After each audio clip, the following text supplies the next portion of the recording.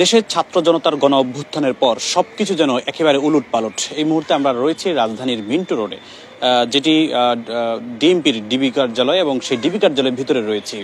DB কার্যালয়ের ভিতরের যদি এই মুহূর্তের পরিবেশ আমরা একটু বলি, একেবারে শুনশান নীরবতা, ভিতরে ভুতুরে পরিবেশ, এবং এই স্থানটিতে ডিবির কোনো কর্মকর্তা এই মুহূর্তে উপস্থিত নেই। ভিতরে শত শত গাড়ি এবং মোটর বাইক রাখা রয়েছে, রয়েছে পুলিশ ভ্যান এবং অন্যান্য যে সকল আসবাবপত্রগুলো রয়েছে সেগুলো কিন্তু এখানে আমরা বিদ্যমান দেখছি। আমরা আশেপাশের সবগুলো ভবনে একটু তাকিয়ে আমরা দেখেছি যে আসলে কোনো ভবনেই এই ডিবি কার্যালয়ের কোনো কর্মকর্তাই কিন্তু এই ডিবি কার্যালয়ে উপস্থিত নেই।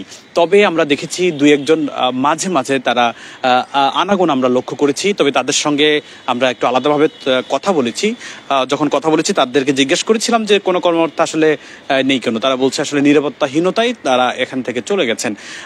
বাইরে সেনাবাহিনীর টহল অবস্থান দেখেছি পরিবার ওই অংশটিতে। এই মুহূর্তে সেনাবাহিনীর একটি গাড়ি উপস্থিত দেখেছি। তারা আমরা একটু ডিবি কার্যালয়ের ভিতরের যে মূলত কক্ষটি ছিল ডিবি হারুন, যিনি এই ভবনটিতে দোতলায় অবস্থান করতেন সবসময়, সেই দোতলায় আমরা একটু ঘুরে ঘুরে দেখাই। সেই দ্বিতীয় তলায় এখন কি পরিস্থিতি বা কি পরিবেশ সেখানে আমরা একটু দেখানোর চেষ্টা করব। যারা যেখান থেকে যুক্ত হয়েছেন আমাদের সঙ্গেই থাকুন। আমরা একটু উপরে উঠছি। যখন এই কথা বলছিলাম যে আসলে এই ডিবি কার্যালয়ের পরিস্থিতি, সেই সময় আমরা একটু আগেই তথ্য পেয়েছি যে সরকার যে জাতীয় সংসদের যে ব্যবস্থা সেটি আসলে কাঠামো ভেঙে দেওয়া হয়েছে। এরপরে কাঠামো ভেঙে দেওয়া হয়েছে। আমরা একটু দেখেছি যে আসলে ডিবি কার্যালয়ের ভিতরের পরিবেশ।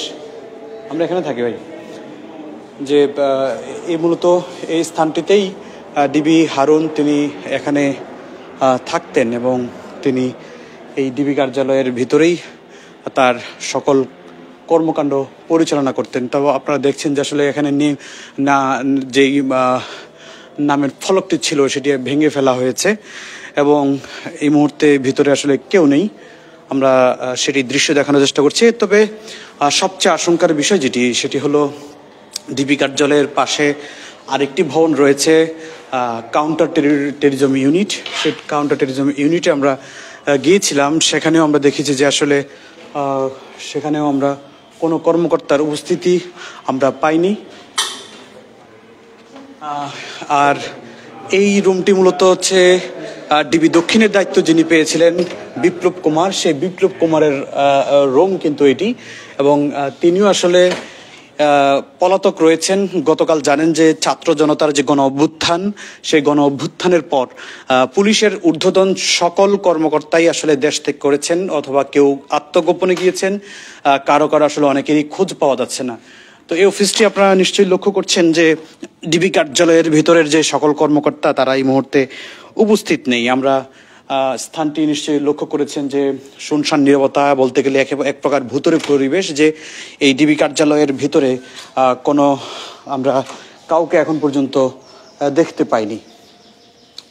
তো এখানে দেখছেন যে আসলে ডিবি কার্যালয়ের ভেতরে সাজানো গোছানো রয়েছে সবকিছুই আসবাবপত্র। তবে বাইরের পরিবেশ আমরা যখন দেখেছি যে আসলে বাইরের শত শত যে সাদা মাইক্রোবাস রয়েছে সেই মাইক্রোবাসগুলো রাখা হয়েছে।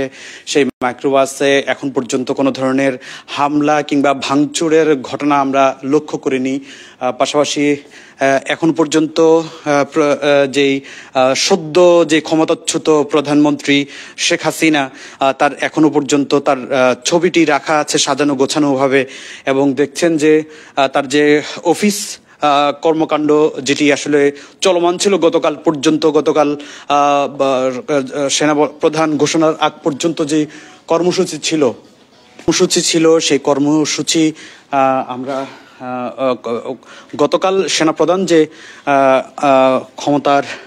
যে ক্ষমতাচ্যুত হয়েছে সদ্যবিদায়ী প্রধানমন্ত্রী শেখ হাসিনা, তার সেই ক্ষমতাচ্যুতির কথাই তিনি আসলে বলেছেন, এবং তারপরে আসলে দেশের পরিস্থিতি দেশের পরিস্থিতি একেবারে পাল্টে যায়।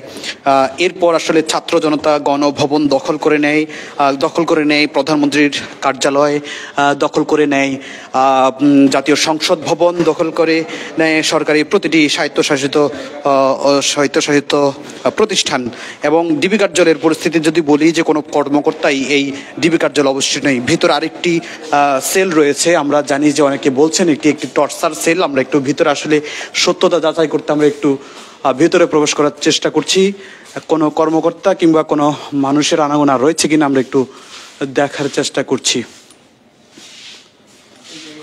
অন্ধকার একটি কক্ষ, যে কক্ষটির আসলে এখন পর্যন্ত কোনো মানুষের আনাগোনা নেই। এখনো সব ধরনের মানুষ কিন্তু এই স্থানটি থেকে, সব কর্মকর্তারা এই স্থানটি থেকে আসলে তারা চলে গেছেন। এখন পর্যন্ত অরক্ষিত অবস্থায় রয়েছে এই ডিবি কার্যালয়। ডিবি কার্যালয়ের ভিতরের পরিবেশ আমরা দেখানোর চেষ্টা করেছি যে এখানে একটি টর্চার সেল রয়েছে। আমরা একটু দেখছি যে টর্চার সেলে কেউ আছে কিনা এখন পর্যন্ত আমরা একটু চেষ্টা করছি। এখানে মূলত 3টি টর্চার সেল রয়েছে। সেই 3টি টর্চার সেল রয়েছে। এই সেলগুলোতে মূলত যাদেরকে বিভিন্ন সময় জিজ্ঞাসাবাদ করার জন্য আটক করা হতো বা যাদেরকে নিয়ে আসা হতো তাদেরকে মূলত এই স্থানটিতে রাখা হতো। এখানে 3টি নয়, মূলত 4টি কক্ষ রয়েছে। ভিতরে কেউ আছেন? নিশ্চয়ই এতক্ষণে আমরা দেখার কথা, আওয়াজ শব্দ শোনার কথা, যে এখানে সেলগুলো মূলত একেবারে অন্ধকার। ভিতরে সম্ভবত কোনো মানুষের উপস্থিতি নেই। আমরা তারপরও দেখছি যে আসলে কোনো মানুষের উপস্থিতি আছে কিনা বা যারা আটক ছিলেন তাদের কোনো অস্তিত্ব আছে কিনা এই স্থানটিতে আমরা একটু দেখার চেষ্টা করছি।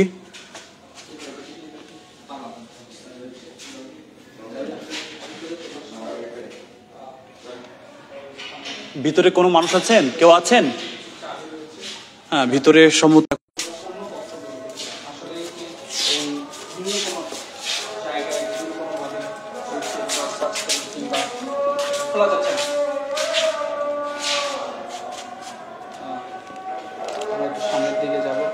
সব মিলে বলা চলে যে ঢাকার যে রাজধানীর মিন্টো রোডের যে অবস্থান সেই অবস্থান একেবারে শুনশান নীরবতা পালন করছে। দেখছেন শত শত গাড়ি, কিন্তু পুলিশের দামি দামি যে গাড়িগুলো রয়েছে তারা এই স্থানটিতে নীরবতা রেখেছেন। এখানে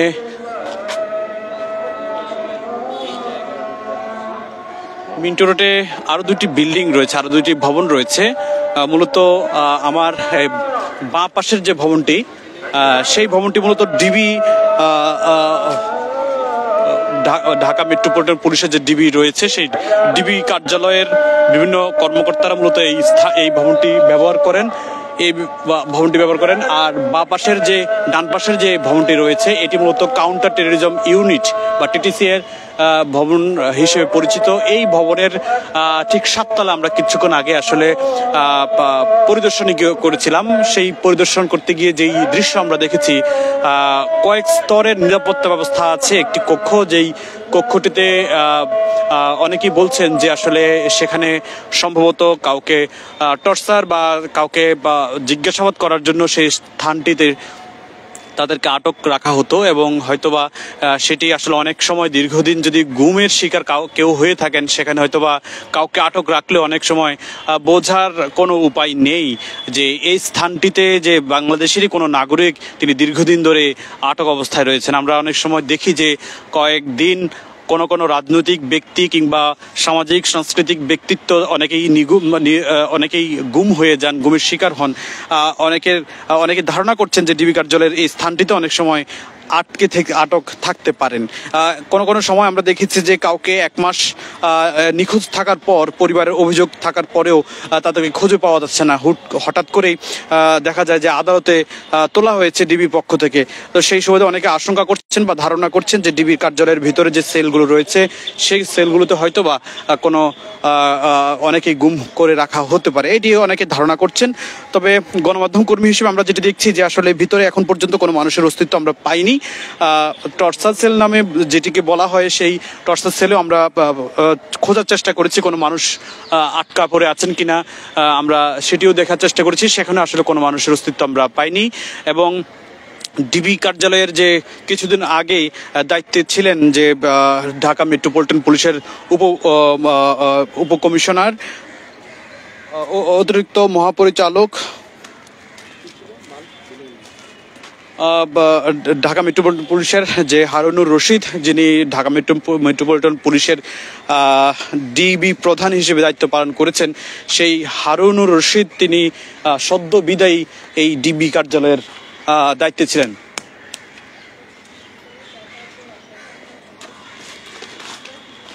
ডিবি কার্যালয়ের দায়িত্বে ছিলেন এবং সেই কার্যালয়ে নিচে একটি সেল রয়েছে, একটি নয় মোট 4টি সেল রয়েছে। সেই সেলগুলোতে আমরা ঘুরেছি এবং সেখানেও কোনো মানুষের অস্তিত্ব আমরা দেখিনি। তবে ভিতরে এখন পর্যন্ত যে পরিস্থিতি দেখছেন যে শত শত গাড়ি কিন্তু সাজিয়ে রাখা হয়েছে, মোটরসাইকেল রাখা হয়েছে ডিবি কার্যালয়ের ভিতরে, কোনো মানুষের এখন পর্যন্ত আনাগোনা নেই। তবে 1-2জন মানুষের উপস্থিতি আমরা দেখেছি এবং তাদের সঙ্গে আমরা কথা বলেছি, তাদেরকে জিজ্ঞাসা করেছিলাম যে তারা ডিবির বা পুলিশ বিভাগের সদস্য কিনা।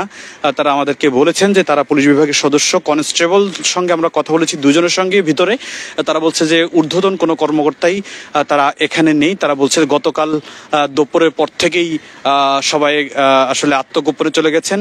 এবং কোনো কোনো গণমাধ্যমের খবর অনুযায়ী অনেকেই বলছেন যে, কোনো কোনো গণমাধ্যম কর্মী বলছেন যে ডিবির সাবেক প্রধান যে হারুনুর রশিদ তাকে আটক করা হয়েছে এবং এটি আসলে এখনো আমরা সত্যতা নিশ্চিত হতে পারিনি। তা সব মিলে বলা চলে যে ডিবি কার্যালয়ের ভিতরে যেসব সদ্য যে ক্ষমতাচ্যুত প্রধানমন্ত্রী, তার প্রশাসনের ঊর্ধ্বতন যে সকল কর্মকর্তা ছিলেন, তারা এই মুহূর্তে ডিবি কার্যালয়ে অবস্থান নেই। তো আমরা এই ভুতুড়ে পরিবেশের সবশেষ দৃশ্য আমরা এতক্ষণ দেখানোর চেষ্টা করেছি। তো আমরা যুগান্তর লাইভ থেকে বিদায় নিচ্ছি। ডিবি কার্যালয় থেকে আমার সঙ্গে ছিলেন আমার সহকর্মী তাওহিদ মাহমুদ, তিনি এতক্ষণ আমার সঙ্গে ছিলেন। তো বিদায় নিচ্ছি, যে যেখানে থাকুন যুগান্তর সঙ্গে থাকুন।